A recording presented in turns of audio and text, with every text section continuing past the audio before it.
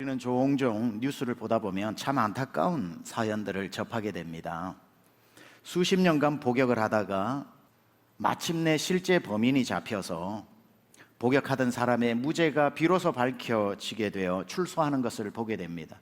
최근에도 수십 년간 나라를 떠들썩하게 했던 화성 연쇄 살인 사건의 주범이 잡히게 되자 누명을 쓰고 들어가 있었던 사람이 32년 만에 무혐의 판정을 받고 나오는 것을 보게 되었습니다. 그분이 저 BBC 방송하고 인터뷰를 한 거 보니까 그의 심정을 이렇게 토로를 합니다. 화성은 저에게 악몽입니다. 생각을 하면 살 수가 없어서 기억 속에서 계속 밀어내고 있습니다. 억울하게 판결을 받고 죄를 짓지도 않았는데 32년 옥살이를 했다고 한번 생각해 보십시오. 그 마음을 누가 이해할 수 있겠습니까? 어느 교수의 판사석궁 테러 사건의 실화를 모티브로 했던 영화 부러진 화살, Broken Arrow, 부러진 화살에서 판결에 불만을 품은 피고는 재판관을 향해서 이런 유명한 말을 던져서 화제가 되었죠. 이게 재판입니까? 개판이지 라는 말을 썼습니다.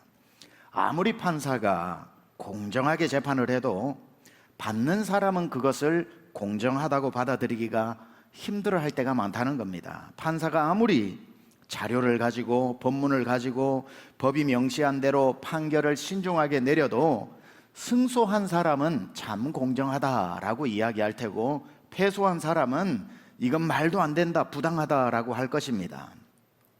승소한 사람과 패소한 사람 둘 다 오늘 재판은 공정했다라고 말하는 재판은 없다라는 말입니다.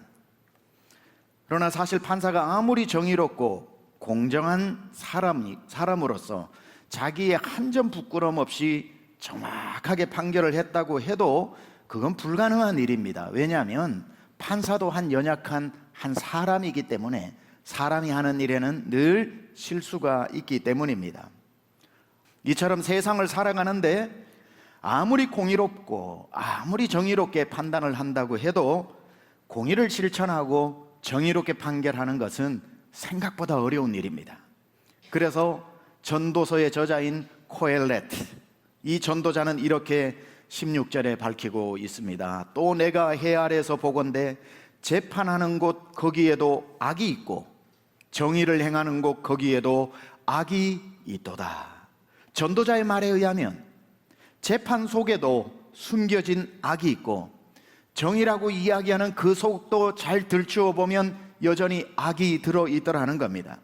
아무리 공정해도 아무리 정의롭게 살려고 해도 그 속에 숨겨진 악까지 제거할 수는 없더라라고 이야기하고 있는 겁니다. 이 전도자는 누굽니까? 솔로몬입니다. 여러분, 솔로몬은 무엇으로 유명합니까? 공정한 재판으로 유명한 사람입니다. 전 온 세상에서 솔로몬에게 재판을 받기 위해 몰려왔던 가장 지혜로운 사람입니다.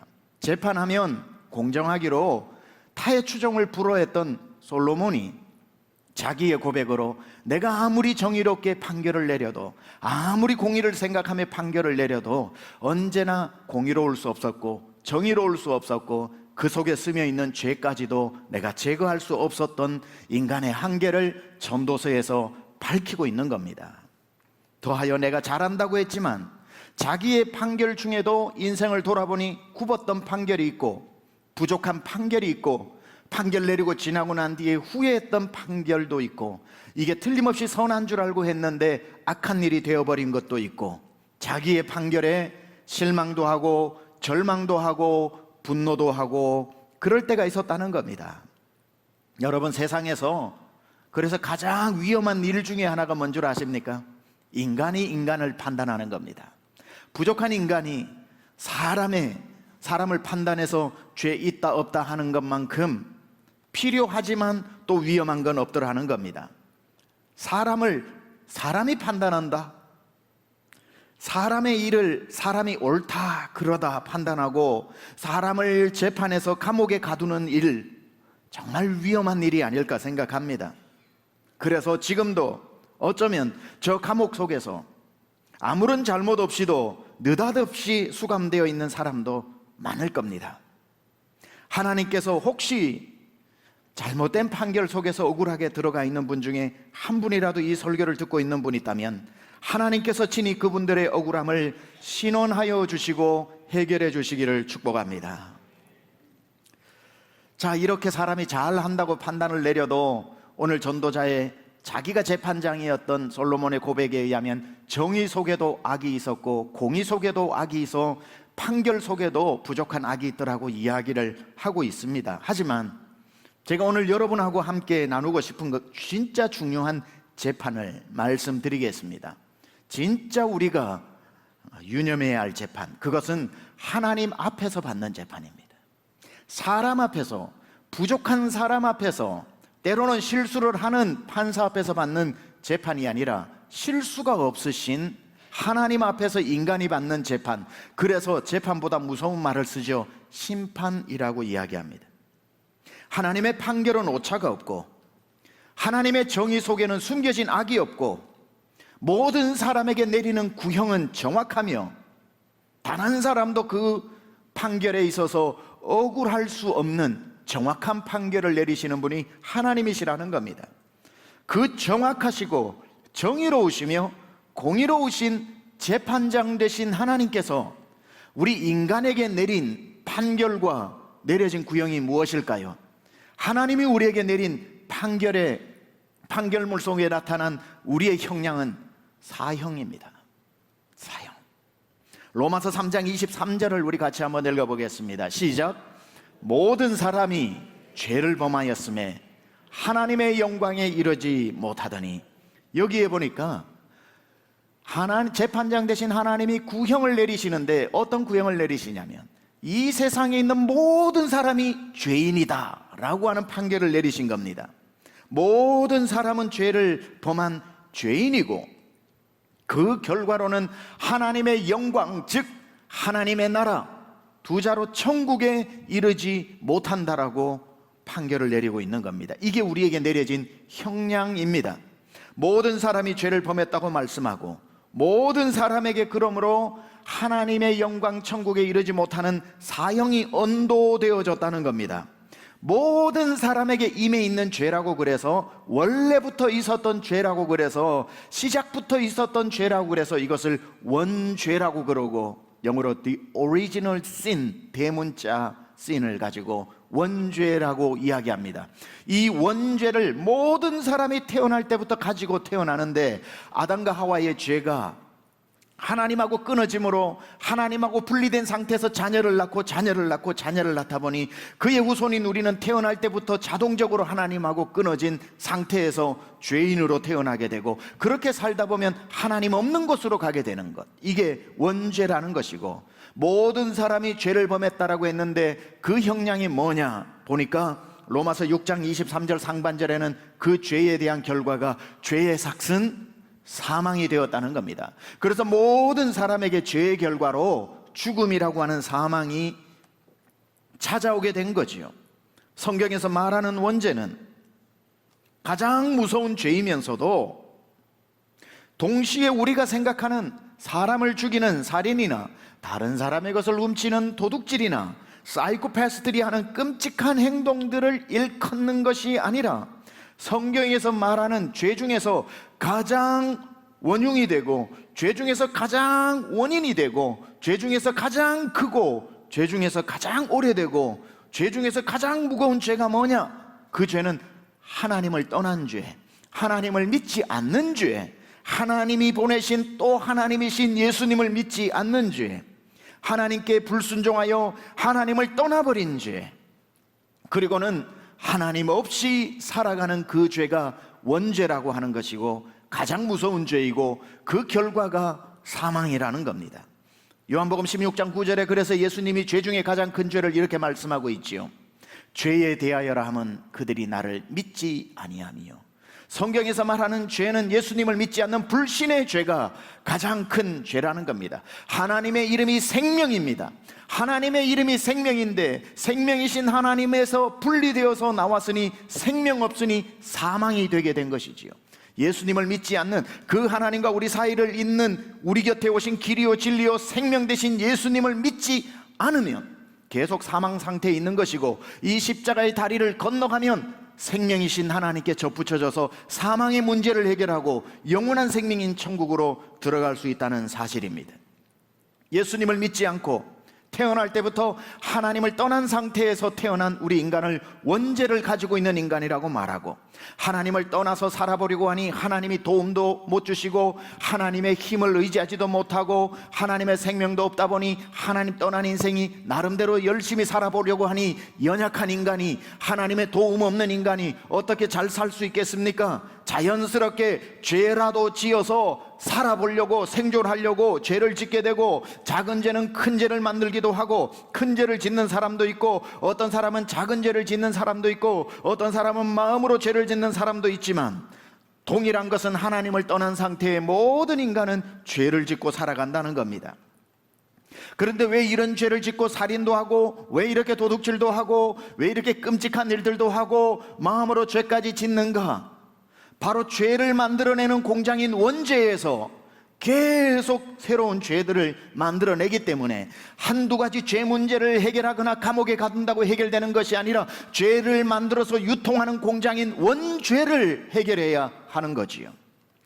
그렇기 때문에 우리 인간이 가장 먼저 해결해야 될 죄는 도둑질을 끊고 사람을 미워하는 죄를 멈추는 것이 아니라 하나님과 분리되어 생긴 원죄의 문제, 죄에 대하여라면 그들이 나를 믿지 아니하며, 불신의 죄가 가장 큰 죄라고 했으니 하나님을 만나고 하나님을 인정하고 하나님을 모시고 하나님의 자녀가 되고 예수 그리스도를 믿어 원죄를 해결해야 그 공장에서 죄가 안 만들어지는 겁니다.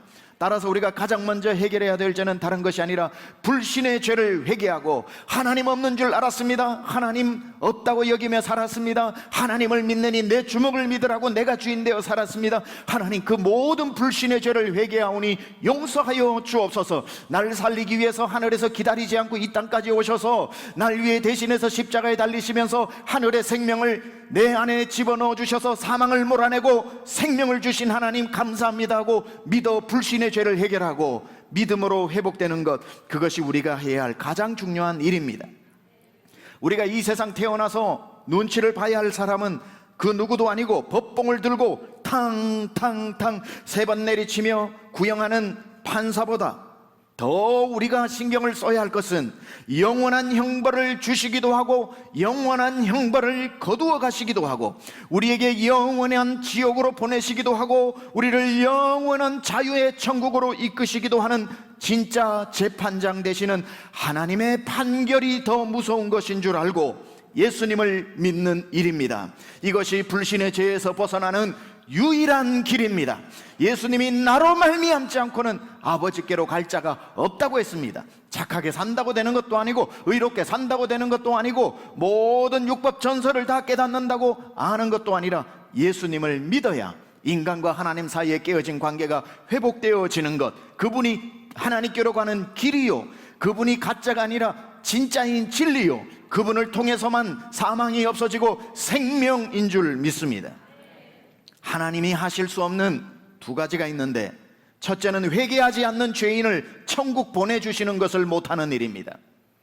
2번째, 하나님이 못하시는 일은 예수 믿는 사람을 지옥 보내는 것도 못하시는 일입니다. 하나님이 못하시는 일, 예수 안 믿는 사람 천국 보내시는 일을 못하고, 2번째, 예수 믿는 사람 지옥 보내는 것도 못하십니다. 안 하시는 거지요. 하나님은 정확하게 실수가 없이 한 사람 한 사람을 예수 믿는지 안 믿는지 시험하여 보시고, 심판하실 때에 예수 믿는 사람은 무조건 천국으로 보내시는 것이고, 예수 믿지 않는 사람은 아무리 착해도 지옥으로 가는 것입니다.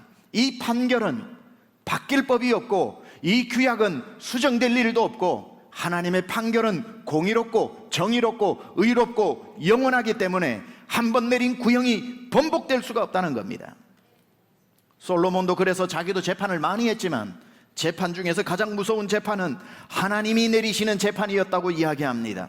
17절에 보니까 내가 내 마음속으로 이르기를 의인과 악인을 하나님이 심판하시리니, 의인과 악인을 사람의 법봉으로 심판하는 것은 너무나도 부족한 것이고, 의인과 악인을 재판하는 것은 하나님이 심판하시리니 이는 모든 소망하는 일과 모든 행사에 때가 있음이라 하였음이며, 심판받을 때가 있다는 거지요. 그때에 악인과 선인을 나누는 하나님의 심판이 우리 모두를 기다리고 있다는 겁니다.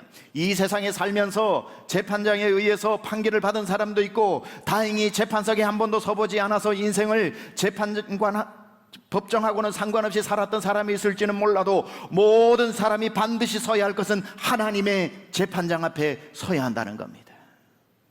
세상에는 감옥에 한 번도 들어가지 않고 전과도 없고 죄도 짓지 않고 청렴결백하게 살지만, 원죄의 문제를 해결하지 못해서 죽어서 그렇게 착하게 살고도 하나님을 안 믿어 지옥 가는 사람도 있고, 세상에는 죄를 짓고 감옥에까지 들어가는 험악한 인생을 살면서도 감옥에서 오히려 이 감옥보다 더 무서운 지옥이 있는 줄로 알아.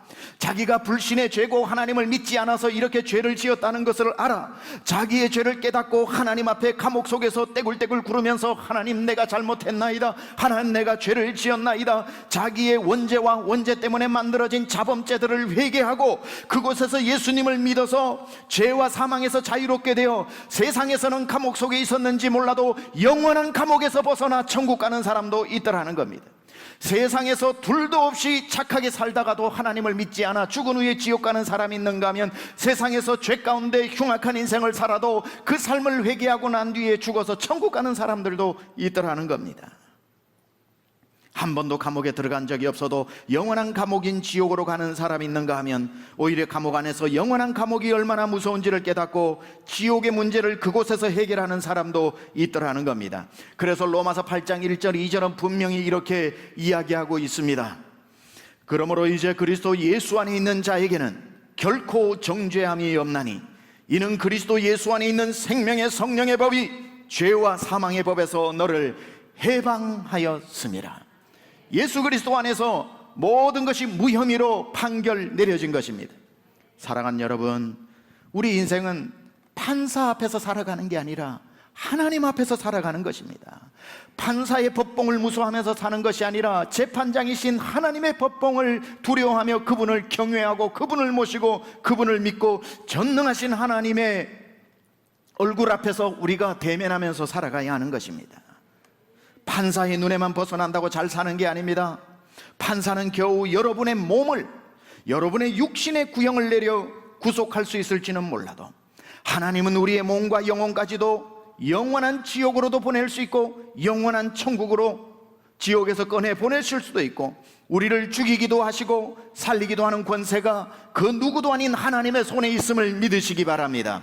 우리가 누구의 손을 의식하면서 살아야 하는지를 분명히 기억해야 하는 거지요. 마태복음 10장 28절은 그래서 이렇게 말씀합니다. 몸은 죽여도 영혼은 능히 죽이지 못하는 자들을 두려워하지 말고 오직 몸과 영혼을 능히 지옥에 멸하실 수 있는 이를 두려워하라. 우리는 사람 앞에서 살아가는 존재가 아니라 하나님 앞에서 살아가는 존재, 하나님 앞에서 저 아브라함 카이프가 이야기했던 것처럼 코람데오, 하나님 앞에서 살아가는 인생입니다. 오늘 본문 18절 19절에는 충격적인 내용이 기록되어져 있습니다. 우리가 만약 하나님을 믿지 않고 산다면 우리가 짐승과 똑같은 존재라고 이야기하고 있는데, 18절 19절을 한번 봉독해 보겠습니다. 시작. 내가 내 마음속으로 이르기를 인생들의 일에 대하여 하나님이 그들을 시험하시리니 그들이 자기가 짐승과 다름이 없는 줄을 깨닫게 하려 하심이라 하였노라. 인생이 당하는 일을 짐승도 당하나니 그들이 당하는 일이 일반이라 다 동일한 호흡이 같이 사람도 죽으니 사람이 짐승보다 뛰어남이 없음은 모든 것이 헛됨이로다.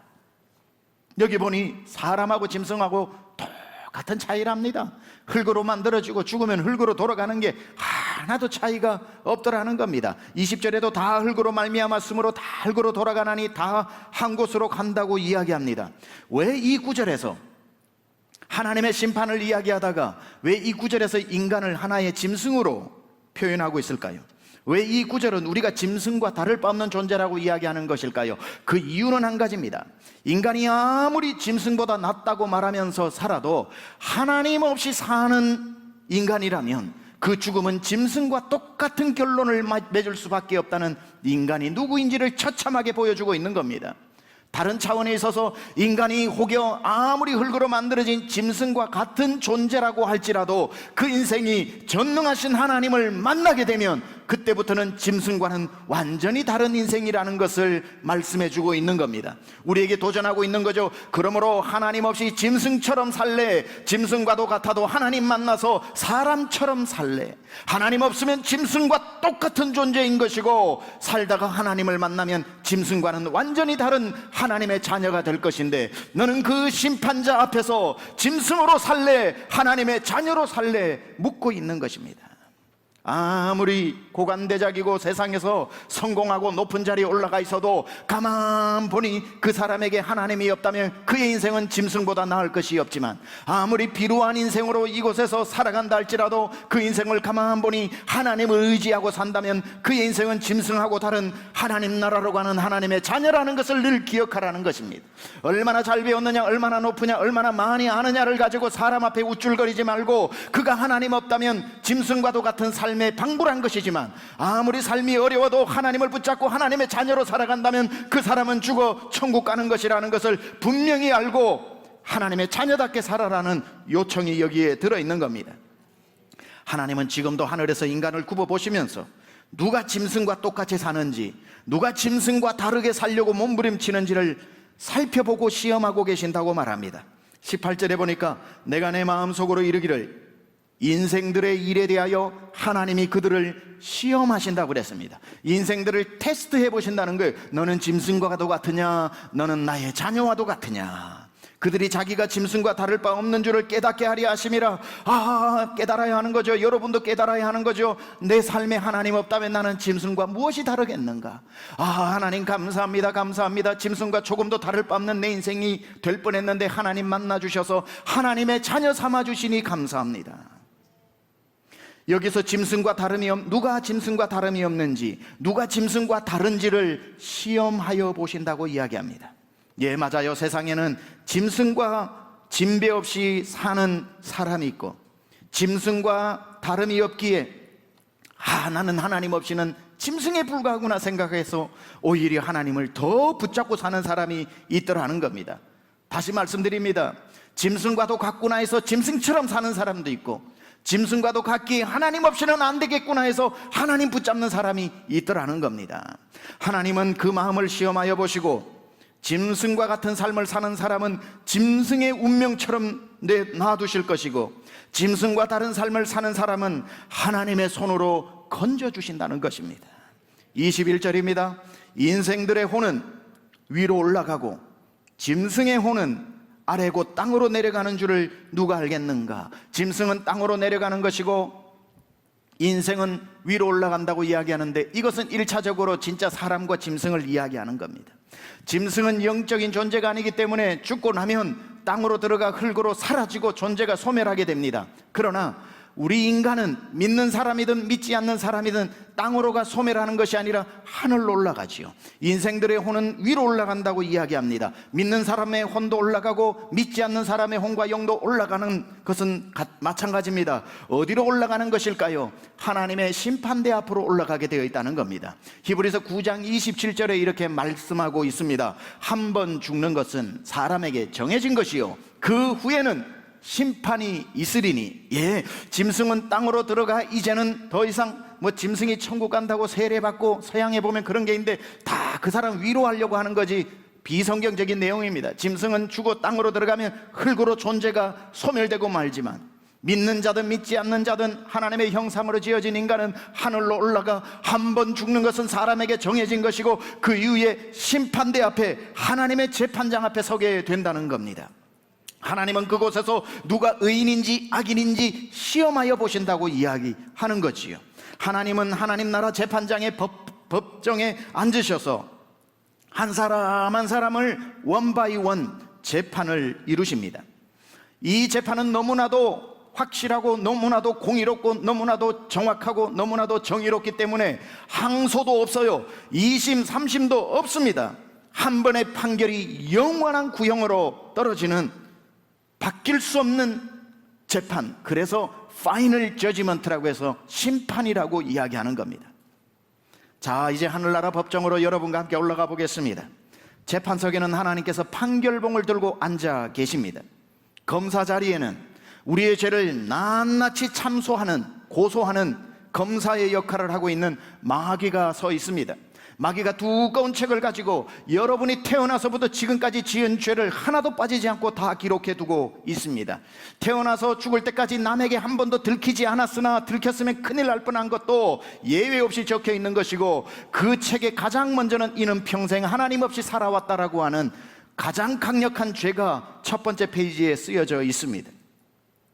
그리고 변호인석에는 예수님이 우리를 변호하기 위해 서 계십니다. 검사석에는 우리를 고소하는 마귀가 서 있고, 우리를 변호해주는 변호인석에는 예수님이 서 계시는데, 요한일서 2장 1절에 이렇게 말씀하고 있습니다. 나의 자녀들아, 내가 이것을 너희에게 쓰면 너희로 죄를 범하지 않게 하려 함이니, 만일 누가 죄를 범하여도 아버지 앞에서 우리에게 대언자, 변호사가 있으니 곧 의로우신 예수 그리스도시라. We have one who speaks to the Father in our defense. 우리의 변호를 위해 하나님 아버지께 대신 말해 주실 분이 있는데, who is Jesus Christ, the righteous one이라고 이야기합니다. 자, 재판장에 하나님 아버지께서 법봉을 들고서 앉아 계시고, 검사의 자리에는 우리를 참수하는 마귀가 정말 여러분의 모든 죄를 다 기록한 두꺼운 책을 가지고 들고 있고, 여러분을 변호하기에 변호석에 예수님이 서 계시다는 겁니다. 자, 먼저 마귀가 시작합니다. 마귀는 그곳에서 여러분의 사형 판결을 받아 지옥으로 데리고 가도록 모든 죄를 들추어 구형할 것입니다.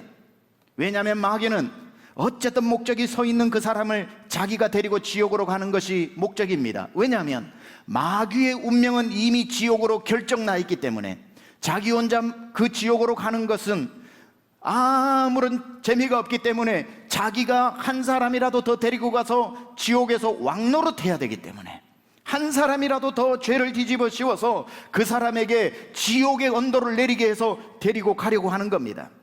마태복음 25장 41절에 이런 무서운 구절이 나오지요. 또 왼편에 있는 자들에게 이르시되 저주를 받은 자들아 나를 떠나 마귀와 그 사자들을 위하여 예비된 영원한 불, 즉 지옥에 들어가라, 이렇게 말하고 있습니다. 마귀들과 그 사자, 마귀는 단수, 마귀는 귀신의 앞잡이, 사자들은 귀신들, 이들을 가두기 위한 영원한 불못이 지옥이죠. 지옥은 사람을 위해 만든 것이 아니라 마귀와 그를 따르는 자들을 가두기 위해서 지옥을 만들어 놓고 다시는 지옥에서 나와 하나님의 백성을 괴롭히지 말라고 마귀를 가두는 감옥인데, 왜 사람이 가는가? 평생 마귀가 주인 삼고 저가 내 주인이다, 저가 내 주인이다. 최병락 목사가 가서 예수님이 우리 주인이지 무슨 마귀가 주인입니까? 아이고 그 좋은 예수 당신이나 믿으라고, 나는 그냥 내 살던 대로 살겠다고, 그렇게 돌아오라고, 그렇게 마귀가 주인 아니라고, 그렇게 예수님이 당신 주인이라고 이야기해도 그 말을 귀퉁으로 듣고 듣지 않고 마귀가 주인인 줄 알고 따라가던 왼편에 있는 자들에게 이르되, 왼편에 있는 자들에게 이르되 저주를 받은 자들아 이제 나를 떠나 마귀와 그 사자들을 위해 예비된 영원한 불에 너희도 따라가라. 주인 가는데 종이 가야지. 그래서 인간이 가게 되는 겁니다. 마귀는 그것을 알기 때문에 그곳에서 한 명이라도 더 자기가 데려가기 위해서 그 검사 자리에 서서 우리를 참수하고 있는 겁니다. 이것을 아는 마귀는 재판석에서 모든 죄를 참수하면서 그 영혼을 지옥으로 데려가려고 힘쓰지요. 요한계시록에는 그래서 마귀를 어떻게 표현하고 있냐면 밤낮 참수하는 자라고 말하는데, 계시록 12장 10절 중반절에 보면 우리 형제들을 참소하던 자, 고소하던 자, 즉 우리 하나님 앞에서 밤낮 참소하던 자라고 이렇게 마귀를 묘사하고 있습니다. 마귀가 하나님의 법정에서 검사가 되어 우리의 치부까지 다 들추어내면서 우리를 고발하기 시작합니다. 마침내 마귀가 그 두꺼운 그 고소문을 다 읽었을 때 하나님이 다 들으시고는 이제는 이렇게 말씀하십니다. 변호사이신 예수님께 변호할 것이 있어.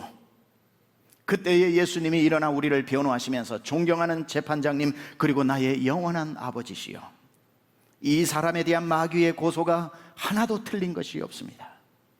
하지만 그 모든 죄값은 이미 치루어졌고 이 사람의 죄는 더 이상 존재하지 않습니다. 판사이신 하나님이 묻습니다. 변호인, 그리고 나의 사랑하는 아들이여, 그 말이 도대체 무슨 말이요? 예, 사랑하는 나의 아버지여, 다시 말해 이 사람을 위해 누군가 죗값을 대신 다 짊어지고 이 사람을 대신해서 죽어 주었다는 뜻입니다.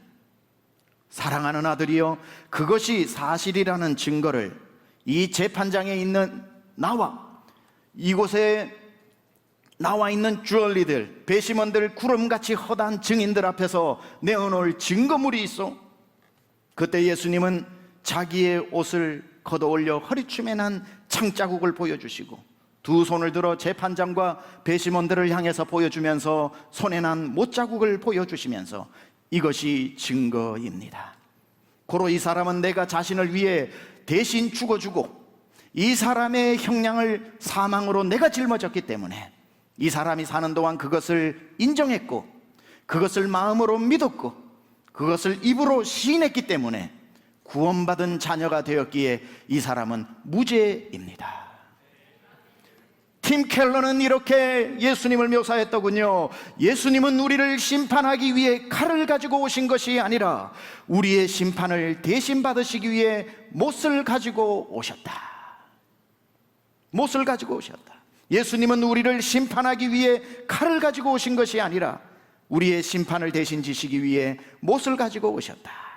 그 모든 변호를 듣고 난 뒤에 재판장이신 하나님이 이 검사의 고소도 듣고 변호사인 예수님의 말씀도 듣고 판결을 내리시는 그 침묵의 시간에 주님 하나님께서 판결문을 이렇게 읽으십니다.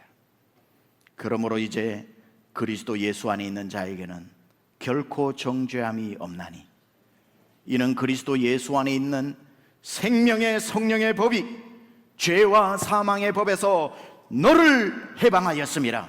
너는 천국, 예수 믿으면 천국, 예수님 믿지 않으면 지옥, 정해진 운명입니다. 이 판결은 다시 항소를 할 수도 없고 재심도 없고 정확하신 하나님의 판결은 굽어지지 않았기 때문에 그분의 정의롭고 그분의 공의로운 재판 안에는 조금의 악도 숨겨져 있고 조금의 불완전함이나 불의가 들어있지 않기 때문에 완전한 판결이기에 돌이킬 수 없는 판결이라는 사실입니다. 그리고 재판장이신 하나님은 당신의 예수 그리스도의 피를 값주고 산 자녀를 참소했던 그 검사를, 그 마귀를 또 한 번 더 구형하기 시작하는데 계시록 12장 10절은 이렇게 말합니다. 내가 또 들으니 하늘에 큰 음성이 있어 이르되 이제 우리 하나님의 구원과 능력과 나라와 또 그의 그리스도의 권세가 나타났으니 우리 형제들을 참소하던 자, 곧 우리 하나님 앞에서 밤낮 참소하던 자가 어떻게 해요? 쫓겨났고 마귀는 이 시간부터 지옥으로 들어가라. 하나님께서 마귀를 쫓아내신 줄 믿습니다. 자녀는 영원한 천국으로 들어가고 그를 참소하던 마귀는 영원한 지옥의 불못으로 쫓아내시는 재판장 되신 하나님 앞에서 우리는 두렵고 떨림으로 오늘을 살아가고 있는 겁니다. 사랑하는 우리 강남중앙 성도 여러분, 이것은 우리에게 엄연히 일어날 일입니다. 헐리우드 영화 이야기를 하는 게 아닙니다. 판타지 무협 소설을 이야기하는 것이 아닙니다. 정확하게 일어날 일을 이야기하고 있는 겁니다. 사람의 재판에 억울하고 사람이 세운 재판장의 눈을 피한다고 의롭게 살아가는 것이 아닙니다. 그분 뒤에는 영원하신 재판장이 서 계십니다. 우리는 살아가는 날 동안 재판장의 눈을 의식하고 사는 것이 아니라 심판하시는 하나님을 두려워하고 하나님을 경외하고 그분 앞에 두렵고 떨림으로 살아가면서 경건한 모습으로 살아가야 할 것입니다. 재판장의 눈은 피할지 몰라도 영원한 하나님의 심판자의 눈은 피할 수 없기 때문에 여러분, 저의 말을 절대로 농담으로 여겨서도 안 되고 이 중에 예수님을 믿지 않는 분들, 이 자리에 앉으신 분들, 영상으로 보고 있는 분들, 이 중에 한 분이라도 예수님을 믿지 않는 분은 제발 이 말을 농담으로 여기지 마십시오. 반드시 일어날 하나님의 말씀입니다. 하나님의 말씀은 풀은 마르고 그 풀의 꽃은 말라도 하나님의 시들어도 하나님의 영광, 하나님의 말씀은 영영이 그대로 있다고 했던 변치 않는 말씀이 정확하게 이 말을 하고 있으니 부디 농담으로 치부할 일이 아니라는 겁니다. 그래서 22절 하반절에 이런 말씀 나오죠. 그의 뒤에 일어날 일이 무엇인지를 보게 하려고 그를 도로 데리고 올 자가 누구이랴. 이 어려운 말의 뜻이 뭡니까? 아무리 죽은 후에 그의 뒤에 일어날 일이 무엇인지 보게 하려고 모든 사람이 죽고 심판받는 그 일을 보게 하려고 죽었던 사람 다시고 데리고 와서, 자, 너 봤지? 너 나중에 이런 일이 일어나는 거야, 너 예수 안 믿으면 지옥 가는 거야 하는 걸 미리 가서 보여주고, 죽어서 보여주고 다시 살리는 일이 없다는 뜻이에요. 아, 그의 뒤에 일어날 일이 무엇인지 보게 하려고 그를 다시 이 땅으로 살려서 데리고 올 자가 누구냐? 없다 이 말이죠.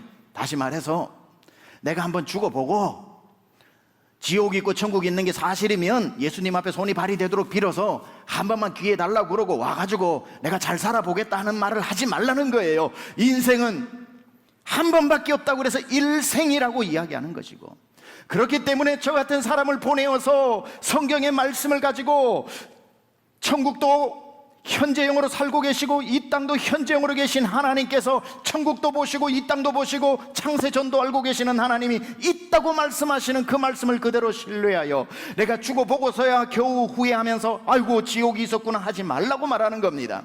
누군들 가서 보고 후회하여 다시 한번 기회 달라고요. 여러분, 나사로 거지 집 부자가 가서 뭐라 그럽니까? 천국 지옥 가서 보니까 자기 집 앞에서 상에서 떨어지는 개들이나 먹는 부스러기를 먹던 그 나사로가 아브라함 품에 천국에 들어간 것을 보고 나에게 한 번만 기회를 달라고, 한 번만 기회를 달라고 하니까 기회를 줄 수 없다고 이야기했던 것처럼, 여러분, 절대로 우리에게는 두 번의 기회가 없습니다. 우리가 살아있는 이때에 여러분이 이 말씀을 듣는 것만으로도 하나님 앞에서 가장 귀한 기회를 얻은 것입니다.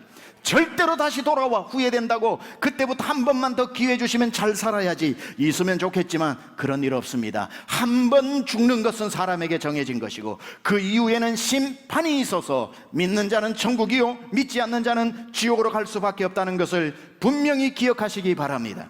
오늘 우리는 우리를 살리시기도 하고 능히 지옥에서 꺼내어 지옥에서 꺼내어 살리시기도, 지옥 가는 운명을 바꾸어 살리시기도 하고 우리를 영원한 지옥의 불목에도 던지시기도 하는 전능하신 하나님의 능력의 눈앞에서 살아가고 있다는 사실 기억하십시오.